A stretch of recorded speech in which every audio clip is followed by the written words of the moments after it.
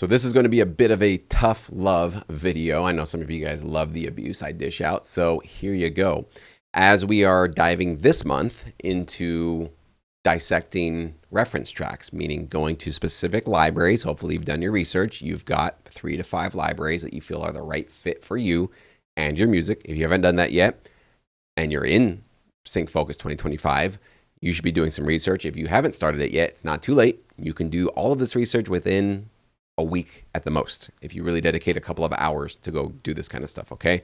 Obviously with Sync Edge, we can speed up your process much faster. The links are below if you want to learn more about that. But we are definitely wanting to make sure, because most of us have a limited time. If you got a day job and other obligations, you've got a limited number of hours that you've committed to. Hopefully you're sticking up with those commitments every single week. But what I don't want you guys to do is to spend your 10 hours a week, 20 hours a week, maybe even 5 hours or 1 hour a week making music that you might be a fan of, that you're enjoying, but it eventually will not be appreciated or accepted by a production music library. That'll feel like a big punch in the gut. You will be very, very sad and be very, very angry at the universe and maybe me and yourself if that happens. So please, let's avoid that day. And what I want you guys to do instead is to start to look at these specific libraries, and more particularly, type in your type of genre of music that you specialize in and start to take notes. That's what we were doing on the last group Zoom call, and that's what we're going to continue talking about on this channel this month. But the topic of today's video is good enough sync music is no longer good enough. Let me explain what that means.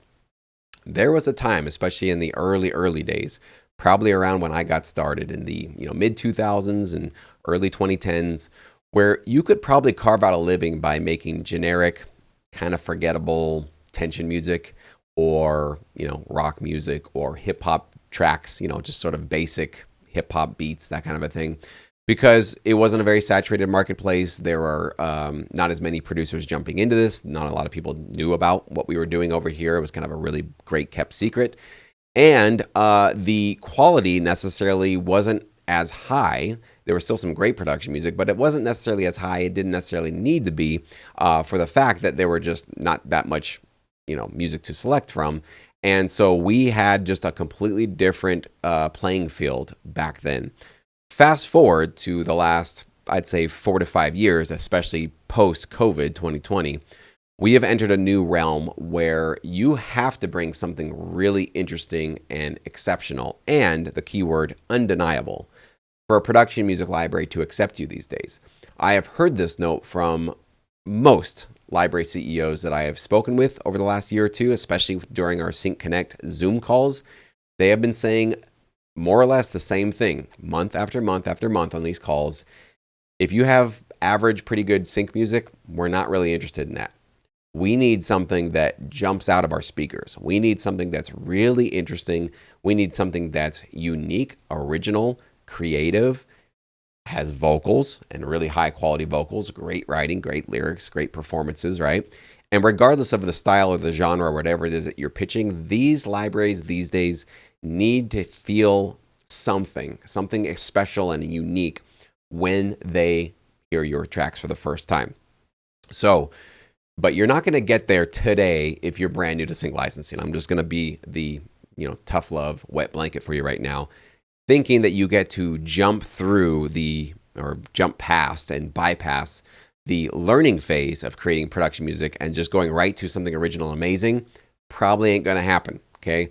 In order to get to the point where your production music is exceptional and unique and interesting and really reflects you and is undeniable, you first need to learn the ground rules, the golden rules, the basics of how do you make a track that's licensable. And yes, that means emulating other tracks that have already been distributed through these companies and taking your notes. That's what we were doing on the Zoom call, understanding some key elements. How long is the track? How many different parts of the track are there? How were the chord progressions written? How many lead elements are included? How are these different parts of the track morphing and blending into each other and transforming? What are the general dynamics of the track? What is the last chorus doing that the first choruses weren't doing? How does the track end? Does it have a sting ending? Does it have an extra sting ending? These kinds of things. There's so many elements to be aware of. But what you need to do, especially if you're fairly new to sync and you really don't have maybe one library that you've been accepted by or multiple libraries, you need to make sure that you are first learning how to do your bounce pass, so to speak, before you start doing alley-oops and layups and all that fancy stuff in the game. So what we're going to be talking about mostly in February in all of these videos, these tutorials, and a lot of the peer reviews you guys are going to be doing on the platform, including some of the reviews I was doing in our last Zoom call, is we want to make sure that we are getting the sort of fundamentals correct first, okay? So this is a great month for you to be doing exactly that. Don't worry about the fact that, is my track really 100% original and different, unique, and all that kind of stuff? That's not necessarily something to worry about now, but I definitely wanted to kind of prepare you for what we're going to be doing in basically March and beyond, which is to take the research we did in January, now understanding the fundamentals of what is a great production track and what makes a great sync track, and what are those sort of common building blocks. What is the formula for your particular genre? Taking all of that knowledge and then building your house on top of that foundation. These are the foundational elements you need to have before you get into making sure you create something unique, interesting, original, okay? So I just want to make sure that we get our heads kind of screwed on straight here and that we're not getting ahead of ourselves, but making sure that as we follow along with Sync Focus, we are sort of putting our steps and our building blocks one on top of the other so that we have a fundamental and solid understanding of really what works in this business so that we can figure out for ourselves. And each one of you guys are going to have to do this. I can't do this. As I said at the very beginning, Sync Focus is not about giving you a career or giving you exactly all the answers for what you need to do with your music. You're the CEO of your creativity. You're the CEO of your catalog.